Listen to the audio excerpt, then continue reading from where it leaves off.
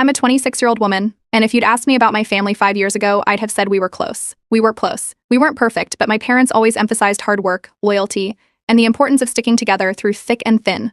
They weren't rich, far from it, but they worked hard to give my younger brother and me a decent life. All of that changed when my parents inherited a fortune, and I mean life-changing money. What happened next destroyed my relationship with them, and honestly, I still can't believe it unfolded the way it did. We grew up in a small, blue-collar town. My dad worked in construction, and my mom did bookkeeping for local businesses. They always talked about how they were building something better for us. My brother Jake and I weren't spoiled, but we didn't go without. My parents taught me to save every penny I could and made sure I understood the value of hard work. Jake, who's 3 years younger than me, was the golden child growing up. Don't get me wrong, I love my brother, but he wasn't exactly the most responsible person. He dropped out of college after one semester, bounced between part-time jobs, and mostly lived with my parents into his mid-20s. They doted on him, always making excuses, saying he's just finding his way. Things changed for me after I graduated high school. I got a scholarship, moved out, and worked my way through college. I didn't ask for much help because I knew they didn't have the money. I'd visit home when I could, but I mostly kept my head down, working 2 jobs to pay for rent and groceries. It wasn't easy, but I was proud of what I accomplished. I thought my parents were too, at least. That's what they said. Then, out of nowhere, my parents inherited millions. They had a distant relative, someone we barely knew, who passed away and left them everything. Apparently, this relative had invested well and lived frugally, so by the time they passed, they had a fortune to pass on. My parents had always struggled financially, so this was completely out of the blue. We were all shocked, but at first I was happy for them. They finally had the stability they deserved, and I figured they'd use it wisely. That's not what happened. Almost overnight, their attitude changed. It started small. They stopped picking up my calls as often, and when I did visit, they'd make offhand comments like, "You're so independent now, you don't need us." I thought I was imagining things until one day, Jake showed up at my apartment driving a brand new luxury car. I didn't even know he'd gotten his driver's license back. He'd lost it a year ago after a DUI. When I asked about it, he shrugged and said, "Mom and Dad thought I needed it to get my life on track." It didn't stop there. Jake started posting pictures of lavish vacations on Instagram: Paris, the Maldives, Hawaii. Meanwhile, I was working overtime just to make rent on my tiny apartment. When I asked my parents about it, they'd dodge the question or say things like, "We're just helping him out for now." It felt like every time I visited them, Jake had something new: a fancy watch, a down payment on a condo, even a personal trainer. They started treating him like a prince while I got nothing but excuses and vague reassurances. The real kicker came when I found out they'd been holding family meetings about managing the estate and hadn't even told me. I only found out because I stopped by unannounced one afternoon and overheard them talking about it. When I asked why I wasn't included, my mom just said, "It's complicated," and my dad added, "It's not your business. You didn't earn this money." I was stunned. Not only was I being excluded, but they were acting like Jake had somehow earned his way into their favor, despite years of being unreliable and frankly entitled. The favoritism kept escalating. They started openly comparing me to Jake, saying things like, "If you were more like your brother, you wouldn't be struggling so much." One day I overheard them talking to a family friend, saying I was a disappointment because I hadn't lived up to their expectations. That hurt more than I can put into words. I'd worked so hard to build a life for myself, but it seemed like none of it mattered to them anymore. At that point, I realized I couldn't keep pretending everything was fine. It was clear I was being written off, and I knew I needed to do something about it. I couldn't just let them treat me like I didn't matter, but I also knew I couldn't confront them head on. Not yet, anyway.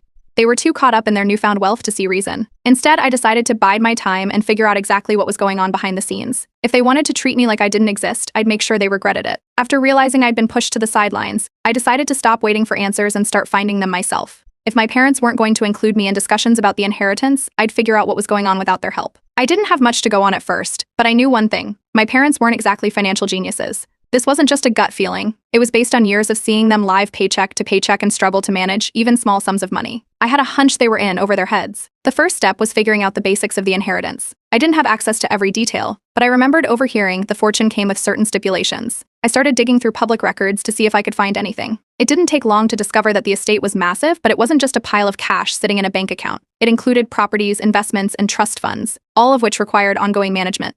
There were also significant estate taxes involved, something my parents didn't seem to have accounted for. The more I looked, the more cracks I found. It seemed like my parents were ignoring critical legal and financial steps to maintain the inheritance. They were spending money like it was endless, but they hadn't paid all the taxes owed on the estate. Worse, they'd started borrowing against the assets to fund their extravagant lifestyle. It didn't take a financial expert to see that they were digging themselves into a hole. I knew I needed professional advice, so I quietly consulted a lawyer. I was careful to keep this under wraps. I didn't want my parents or brother to catch wind of what I was doing. The lawyer confirmed what I suspected. The will had specific conditions that my parents were required to meet to keep the inheritance. For example, they were supposed to allocate a portion of the funds to charitable causes, but as far as I could tell, they hadn't done anything of the sort. Violating those conditions could jeopardize their entire claim to the fortune.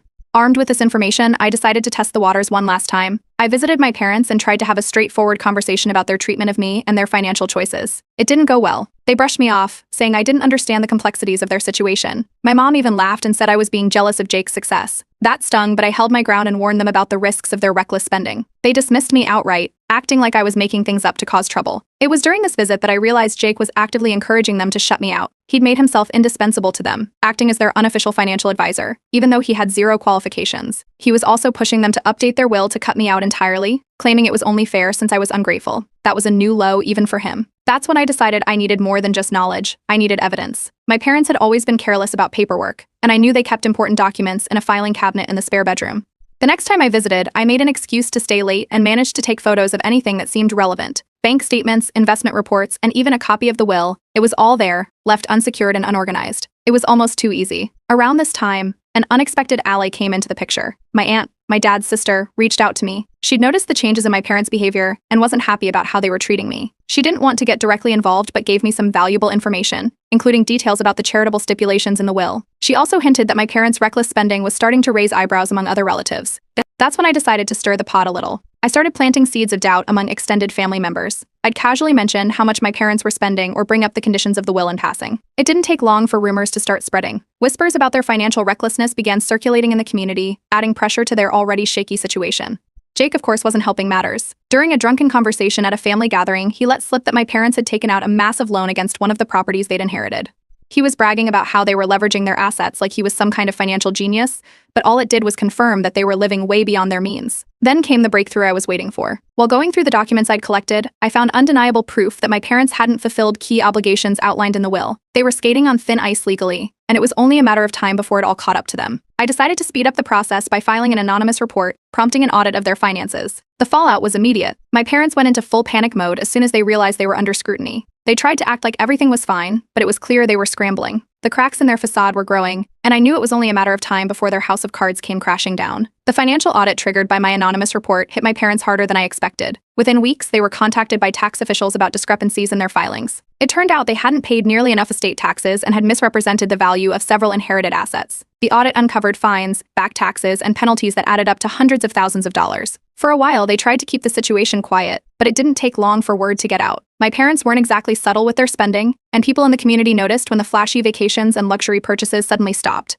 Jake was the first to react. He stormed into my apartment one night, furious, accusing me of sabotaging the family. He claimed that the audit and all the trouble they were facing were my fault, though he couldn't provide any proof. I barely said a word during his rant. It wasn't worth arguing. His entitlement was on full display as he shouted about how I'd ruined their lives, conveniently ignoring the fact that their mess was entirely self-inflicted. A few days later, I got an email from my parents. It was short and to the point. They were cutting me out of their lives for being toxic. They accused me of turning the family against them and made it clear they wanted nothing to do with me. Honestly, I wasn't surprised. If anything, it made my next steps easier. Without the pretense of a relationship, I could move forward without worrying about how they'd react. I filed a formal legal challenge to the inheritance, using the evidence I'd gathered to prove they'd violated key conditions of the will. The lawyer I consulted had warned me it would be a long process, but I was ready for it. The case was solid. My parents had ignored the charitable stipulations in the will and had mismanaged the estate so badly that it was at risk of collapsing entirely. The lawyer also mentioned that if my challenge succeeded, the inheritance could be redistributed, or even taken away from my parents altogether. As the legal proceedings began, the situation spiraled further out of control for my parents. Their financial troubles became a topic of gossip in the community, and local news outlets picked up on the story. A particularly damning article highlighted their reckless spending and unpaid debts, making them the subject of public ridicule. They tried to downplay the situation, but the damage was done. People who had once admired their sudden wealth now saw them as irresponsible and greedy. Desperation set in quickly. My parents started selling off assets to pay the mounting fines and legal fees. The car they'd bought for Jake was the first to go, followed by one of the properties they'd inherited.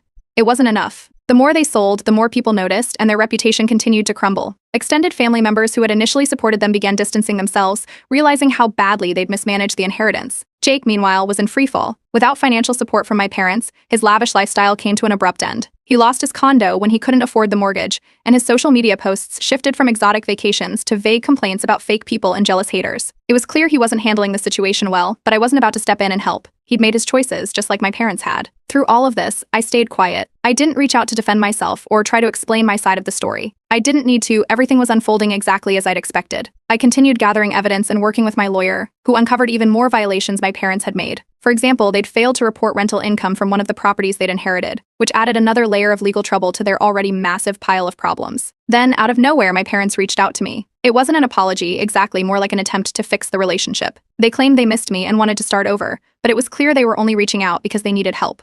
Their finances were in shambles, their reputation was ruined, and they were looking for a lifeline. I refused. I didn't owe them anything, especially after the way they treated me. Shortly after that, another bombshell dropped. A new document from the will surfaced, showing even more conditions my parents had ignored. This document became public during the legal proceedings, further tarnishing their reputation. It detailed how a significant portion of the inheritance was meant for charitable donations, which my parents had completely neglected. The revelation made them look even worse, and the community's opinion of them sank even lower. In the end, my legal challenge succeeded. The court ruled that my parents had violated the terms of the will and could no longer claim the inheritance. The remaining assets were frozen and would be redistributed according to the original stipulations. My parents were left with almost nothing. Jake, who had been so eager to cut me out of their lives, was now facing the same reality: no money, no support, and no way to maintain his previous lifestyle. I didn't celebrate the victory publicly. There was no need. Watching them face the consequences of their actions was enough. For the first time in years, I felt like I had control over my life again, free from their manipulation and toxicity. The fallout wasn't over, but one thing was clear: they'd underestimated me, and now they were paying the price. The court ruling marked the end of my parents' claim to the inheritance. The judge determined they had violated multiple conditions outlined in the will, including their failure to allocate funds to charity and their reckless financial mismanagement. Their behavior left no room for leniency. With the ruling, the remaining assets were redistributed among other family members and the specified charities. My parents were left with almost nothing, aside from the debts they had accumulated trying to maintain their lifestyle. Jake's reaction was immediate and dramatic. He cut ties with my parents, blaming them entirely for losing everything. He told anyone who would listen that they had ruined his life by mismanaging the fortune. It was ironic, considering how much he had benefited from their poor decisions. But now that the money was gone, so was his loyalty. He moved out of their house and stopped speaking to them altogether. For the first time in his life, he was on his own, and it was clear he wasn't handling it well. The financial fallout only got worse. Unable to pay their debts or fines, my parents declared bankruptcy. They had to sell their remaining possessions, including their home. The community, which had once admired their sudden wealth, now saw them as greedy and irresponsible. Former friends distanced themselves, and their social circle shrank to almost nothing. By the end of it, my parents were forced to move into a small rental in a less desirable part of town. They both took on low-paying jobs to make ends meet, a stark contrast to the luxury they had been flaunting not long ago. Jake, meanwhile, was experiencing the struggles of adulthood for the first time. Without my parents' financial support, he bounced between jobs, unable to find anything stable. He had to move into a cramped apartment with roommates and started selling off the designer items my parents had bought for him. His Instagram, once filled with pictures of luxury vacations and fancy dinners, was now quiet. The few posts he made hinted at frustration and bitterness, but the sympathy he was fishing for never came. Throughout all of this, I stayed quiet. I didn't post about it on social media or try to explain my side of the story to anyone. The truth was out there, and I didn't feel the need to defend myself. Still, I couldn't help but feel a sense of relief as everything settled. For the first time in years, I wasn't carrying the weight of their toxicity. I'd done what I needed to do, and now I could finally focus on myself.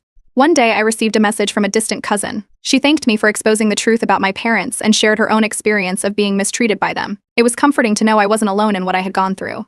She mentioned that the redistribution of the inheritance had allowed her to pay off medical bills that had been weighing on her for years. It felt good to know that the money was finally being used in a way that made a real difference.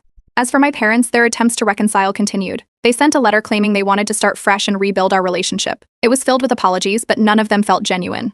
They didn't mention the years of favoritism or the way they had completely disregarded me. It was clear they were only reaching out because they had nothing left. I didn't respond. I wasn't interested in reopening that door, especially not after everything they'd put me through. Instead, I focused on my own future. My share of the inheritance wasn't massive, but it was enough to give me a fresh start. I used it to buy a modest home and invest in a small business I'd always dreamed of starting. For the first time, I felt financially secure. I didn't have to worry about making rent or working myself to the bone just to stay afloat. It wasn't just about the money, it was about having the freedom to live life on my terms.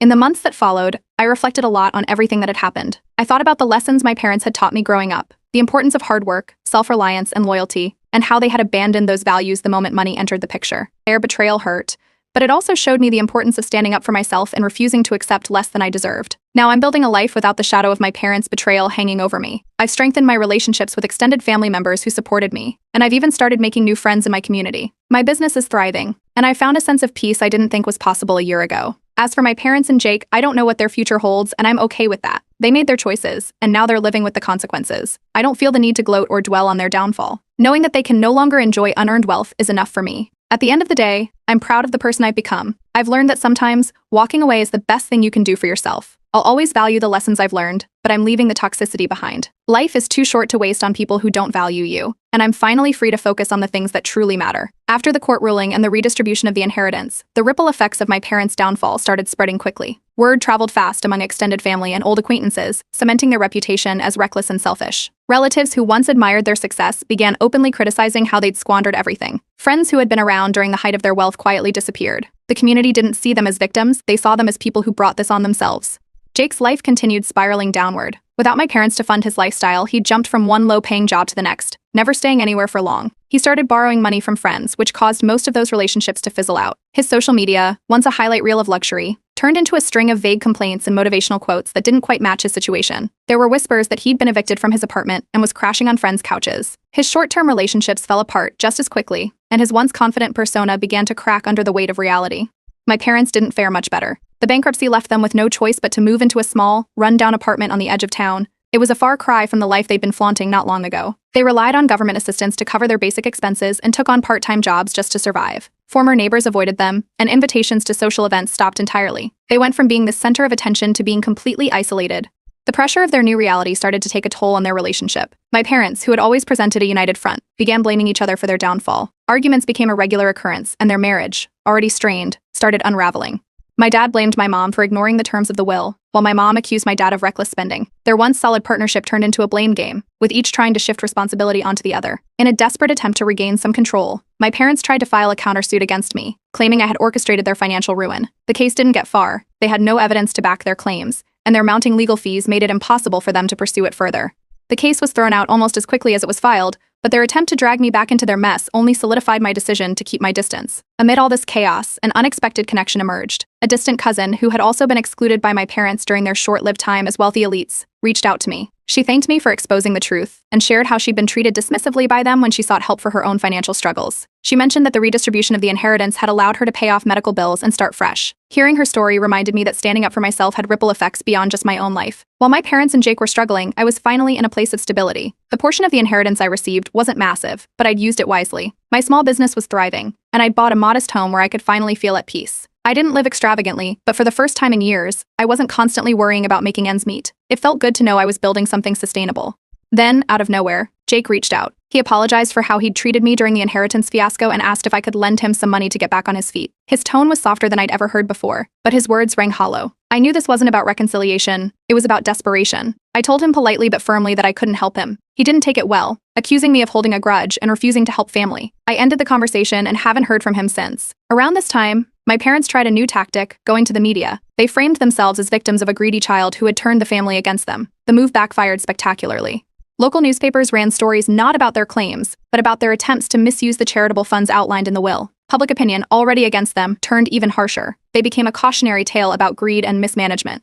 The stress of their financial ruin began taking a toll on their health. My mom, once so full of energy, started looking frail and exhausted. My dad's temper, which had always been simmering beneath the surface, became more volatile.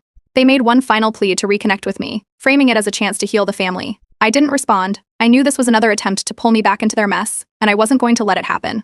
The turning point for me came when I realized I no longer felt tied to their drama. Their downfall was a result of their own choices, and I didn't owe them anything. For the first time in years, I felt truly free to focus on my business, my home, and the relationships that actually mattered. The years of mistreatment and manipulation had taught me valuable lessons about self-worth, boundaries, and the importance of walking away from toxicity. Now, as I build a life free from their shadow, I feel a quiet sense of satisfaction, not from their suffering, but from knowing that I stood up for myself and reclaimed my life. They can no longer control me or define my worth, and that's the best outcome I could have hoped for. With everything that happened over the past few years, I wasn't sure I'd ever feel a sense of closure. But now I can confidently say I've moved on from the chaos my parents and brother created. I no longer carry anger toward them. It's been replaced by something quieter, something like indifference. They're not part of my life anymore, and I've made peace with that. After the dust settled, I started reconnecting with extended family members who had their own stories of being mistreated by my parents. A few cousins reached out, sharing how they'd felt excluded or ignored during my parents' rich phase. It was a bittersweet realization that I wasn't alone in how I'd been treated. Together, we've built stronger bonds, finding comfort in knowing we weren't the problem. For the first time, I feel like I'm part of a family that actually supports each other. As for my parents, their situation went from bad to worse. They couldn't afford to stay in the city, so they relocated to a small town a few hours away. From what I've heard, they live in near total obscurity now, in a tiny apartment with barely enough to get by. The few friends they still had cut ties after the media backlash, leaving them socially isolated. The blame game between them hasn't stopped, and their marriage seems to be hanging by a thread. I don't have any direct contact with them, but from what relatives have mentioned, they've hit rock bottom. Jake didn't fare much better. The weight of our family's ruined reputation seemed to follow him everywhere. Eventually, he moved abroad, hoping for a fresh start where no one knew about the mess he'd left behind. But running from your problems doesn't solve them. He's struggling to find steady work and has burned through whatever savings he managed to take with him. The lifestyle he was used to is long gone, and I've heard through the grapevine that he's become increasingly bitter about how things turned out. One of the most satisfying parts of this whole ordeal has been seeing the charitable portion of the inheritance finally go to the causes it was meant for. Thanks to the court ruling, the funds that my parents ignored were distributed to local charities and community projects. Seeing those organizations thrive, whether it's a shelter expanding its services or a scholarship fund helping students, has been a reminder of how wealth can be used for good when handled responsibly. Meanwhile, my life has completely turned around. My small business is thriving far beyond what I initially hoped for. I've been able to expand my services, hire a small team, and even start giving back to the community. It's not just about the financial stability. I've built something I'm proud of, something that reflects my values and hard work. For the first time in years, I feel secure and accomplished. On a personal note, I've also started dating someone who truly values resilience and independence. They've been incredibly supportive, and it's refreshing to be with someone who understands what I've been through without trying to fix or change me. It's early days, but things are going well, and I'm optimistic about the future. My parents haven't stopped trying to reach out, though their attempts have become more desperate. Recently, they sent a handwritten letter, begging for forgiveness and asking for help. The tone was manipulative, filled with guilt-tripping and veiled accusations. They claimed they'd done their best and blamed the situation on circumstances beyond their control. I didn't respond. I saw it for what it was, another attempt to reel me back into their drama. I've worked too hard to build a life free from their toxicity to let them drag me down again.